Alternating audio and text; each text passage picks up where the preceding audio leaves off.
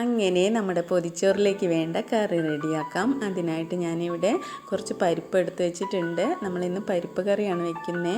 ഇരുമ്പമ്പുളി ഇട്ടിട്ടാണ്, സ്പെഷ്യൽ കറിയാണ്, തേങ്ങയൊന്നും അരയ്ക്കാത്ത കറിയാണ്. അതിനായിട്ട് കുറച്ച് കൂടുതൽ തന്നെ പരിപ്പ് എടുത്തേക്കണം.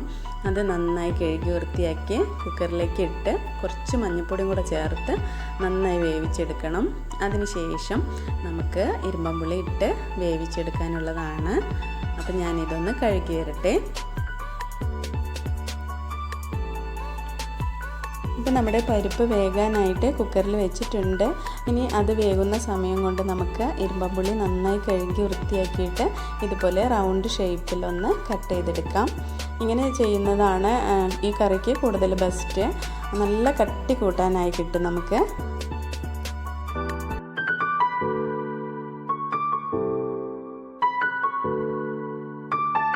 അപ്പോൾ നമ്മുടെ പരിപ്പ് ഇവിടെ നന്നായി വെന്തിട്ടുണ്ട്. മഞ്ഞൾപ്പൊടി ഇട്ടത് കൊണ്ട് തന്നെ നല്ലൊരു കളറ് കിട്ടിയിട്ടുണ്ട്.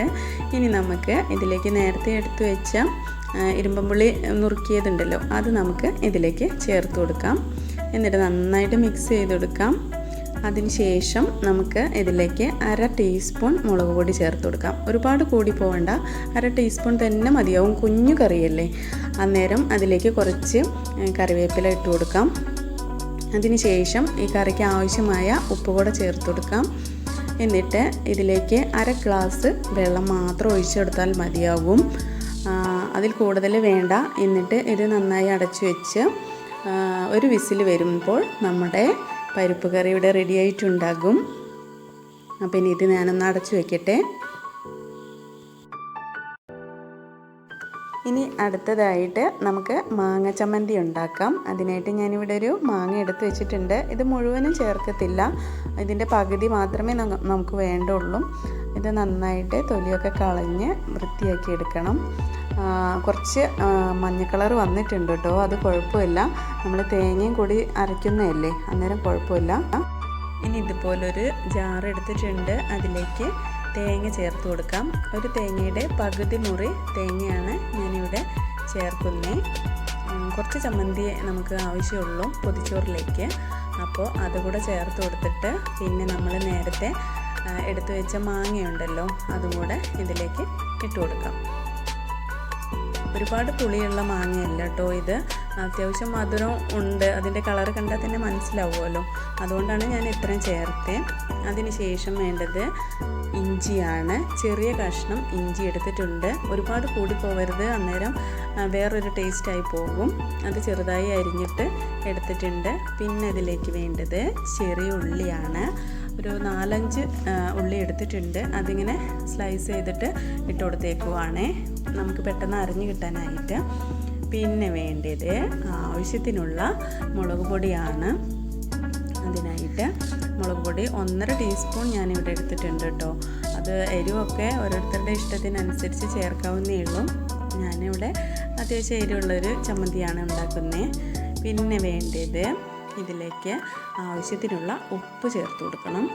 ഉപ്പ് കൂടെ ചേർത്ത് കഴിഞ്ഞാൽ പിന്നെയാണ് ഈ ചമ്മന്തിയുടെ ഹൈലൈറ്റ്. അതായത് പച്ച വെളിച്ചെണ്ണ നമുക്ക് ഇതിലേക്ക് ഒഴിച്ചു കൊടുക്കാം. നമ്മൾ അരയ്ക്കാൻ നേരം തന്നെ ഒഴിച്ചു കൊടുക്കണം, അന്നേരം ആ ചമ്മന്തിക്ക് ഒരു പ്രത്യേക ടേസ്റ്റ് തന്നെയാണ്. അതുകൂടെ ഒഴിച്ചു കൊടുത്താൽ പിന്നെ നമുക്കിതിലേക്ക് കുറച്ച് കറിവേപ്പിലയും കൂടെ ചേർത്ത് കൊടുക്കാം. അങ്ങനെ അതും കൂടെ ചേർത്ത് കൊടുത്തിട്ട് ആദ്യം വെള്ളം ചേർക്കാതെ ജസ്റ്റ് ഒന്ന് അരച്ചെടുക്കുക. അതിനുശേഷം ആവശ്യത്തിന് വെള്ളം ചേർത്തിട്ട് അരയ്ക്കാം. അപ്പോൾ ദേ നമ്മുടെ തേങ്ങയും മാങ്ങയും കൂടിയിട്ടുള്ള ചമ്മന്തി ഇവിടെ റെഡി ആയിട്ടുണ്ട്. നല്ല ടേസ്റ്റുള്ള ചമ്മന്തിയാണ് കേട്ടോ ഇത്. അപ്പോൾ ഇതിവിടെ ഇരിക്കട്ടെ.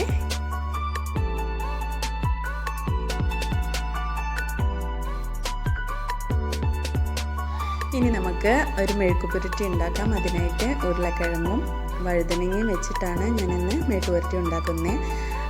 അപ്പോൾ മെഴുക്കുപുരട്ടി ഉണ്ടാക്കാനായിട്ട് ഉരുളക്കിഴങ്ങും വഴുതനങ്ങ നന്നായി കഴുകി വൃത്തിയാക്കി അരിഞ്ഞ് വെച്ചേക്കുവാണ്.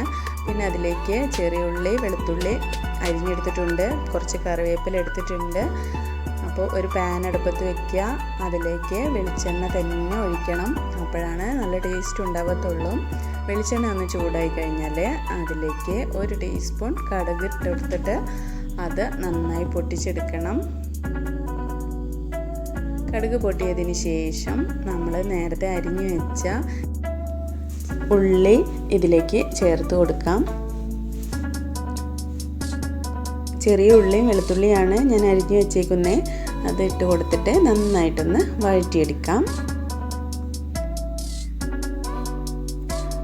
ഒരുപാട് കളർ ചേഞ്ച് ആവേണ്ട ആവശ്യമില്ല. ചെറുതായിട്ടൊന്ന് പച്ചമണക്കൊന്ന് മാറി മൂത്താൽ മാത്രം മതിയാവും.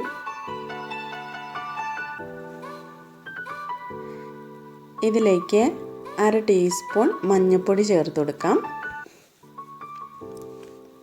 എന്നിട്ട് മഞ്ഞൾപ്പൊടിയുടെ മണം മാറും വരെ നന്നായിട്ട് മിക്സ് ചെയ്ത് കൊടുക്കാം.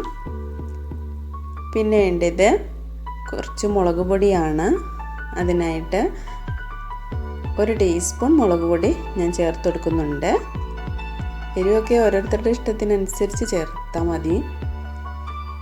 എന്നിട്ട് നന്നായിട്ട് മഞ്ഞൾപ്പൊടി മുളക് പൊടിയൊക്കെ നന്നായിട്ട് പച്ചമണമൊക്കെ മാറും വരെ വഴറ്റിയെടുക്കുക. അതിന് ശേഷം വേണം നമ്മൾ നേരത്തെ മാറ്റി വെച്ച ഉരുളക്കിഴങ്ങും വഴുതനങ്ങയും കൂടിയിട്ടുള്ള മിക്സ് ഇതിലേക്ക് ഇട്ട് കൊടുക്കാം. ഇതിലേക്ക് ആവശ്യത്തിനുള്ള ഉപ്പ് ചേർത്ത് കൊടുക്കാം. ഒരുപാട് ഉപ്പ് ആദ്യമേ ചേർക്കേണ്ട ആവശ്യമില്ല. വഴുതനങ്ങയാണ്, അന്നേരം പെട്ടെന്ന് വഴഞ്ഞു പോകുന്ന സംഭവം ആയതുകൊണ്ട് തന്നെ ഉപ്പ് കൂടി പോകാൻ ചാൻസ് ഉണ്ട്. എന്നിട്ട് നന്നായിട്ട് മിക്സ് ചെയ്ത് കൊടുക്കാം. ഇപ്പം നന്നായിട്ട് മിക്സ് ചെയ്തിട്ടുണ്ട്.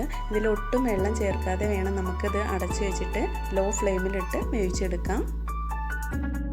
ഇനി അടുത്ത ഐറ്റം എന്താണെന്ന് വെച്ചാൽ നമ്മുടെ പൊതിച്ചോറിലെ മീൻ പൊരിച്ചതൊക്കെ വെക്കത്തില്ലേ.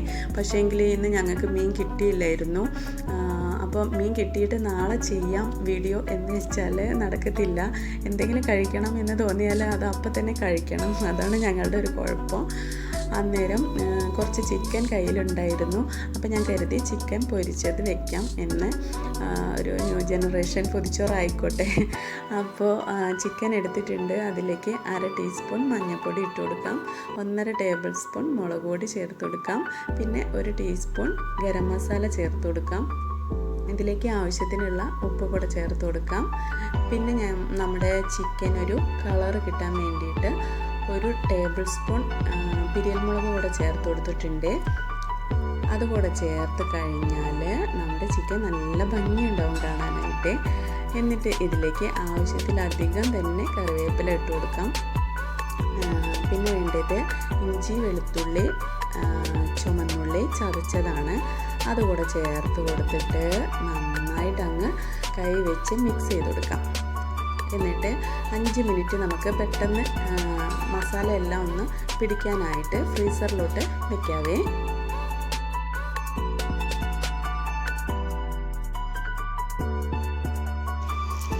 അതെ, ഈ ചിക്കനിൽ മസാല എല്ലാം തേച്ച് പിടിപ്പിച്ചിട്ടുണ്ട്. ഇനി ഇത് 5 മിനിറ്റ് റെസ്റ്റ് ചെയ്യാൻ വയ്ക്കാം. ഇപ്പോൾ ചിക്കൻ റെസ്റ്റ് ചെയ്യാൻ വെച്ച നേരം കൊണ്ട് നമുക്ക് ഓംലെറ്റ് ഉണ്ടാക്കാം. അതിനായിട്ട് ഒരു പാത്രം എടുക്കുക. അതിലേക്ക് 4 മുട്ട പൊട്ടിച്ചൊഴിക്കാം. മുട്ടയിലേക്ക് ആവശ്യത്തിനുള്ള ഉപ്പ് ചേർത്ത് കൊടുക്കാം. പിന്നെ ഒരു നുള്ള മഞ്ഞൾപ്പൊടി കൂടെ ഞാൻ ചേർത്ത് കൊടുക്കുന്നുണ്ട്.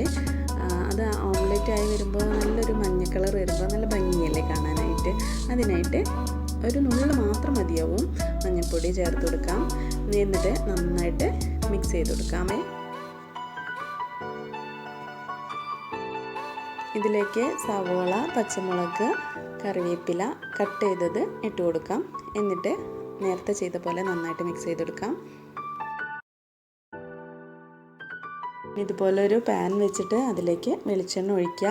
എന്നിട്ട് ജസ്റ്റ് ഒന്ന് ചുറ്റിച്ചു കൊടുക്കുക നമ്മുടെ പാന്. അതിന് ശേഷം നമ്മൾ നേരത്തെ എടുത്ത് വെച്ച മുട്ടയുടെ മിക്സ് ഉണ്ടല്ലോ, അത് അതിലേക്ക് അങ്ങ് ഒഴിച്ചു കൊടുക്കുക.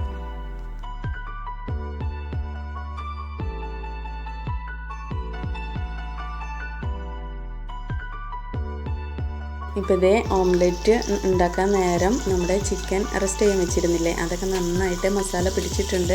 ഇനി ഇത് കൂടെ ഒന്ന് വറുത്തെടുത്ത് കഴിഞ്ഞാൽ നമ്മുടെ പൊതിച്ചോറിലേക്കുള്ള ഐറ്റംസ് എല്ലാം റെഡിയാണ്. അപ്പോൾ ഇത്രയേ ഉള്ളൂ നമ്മുടെ പൊതിച്ചോറിലേക്ക് വേണ്ട ഐറ്റംസ്. ചോറുണ്ട്, പിന്നെ ചിക്കൻ പൊരിച്ചതുണ്ട്, പിന്നെ ഓംലെറ്റ് ഉണ്ട്, തേങ്ങ മാങ്ങ ചമ്മന്തിയുണ്ട്, പിന്നെ അച്ചാറും പുളിയിഞ്ചിയും നമ്മുടെ വീട്ടിലുണ്ടായിരുന്നു കേട്ടോ. പിന്നെ മുളക് വറുത്തത്, പിന്നെ മെഴുക്ക് പുരട്ടി, പിന്നെ നമ്മുടെ സ്പെഷ്യൽ പരിപ്പ് കറി. അത്രയേ ഉള്ളൂ.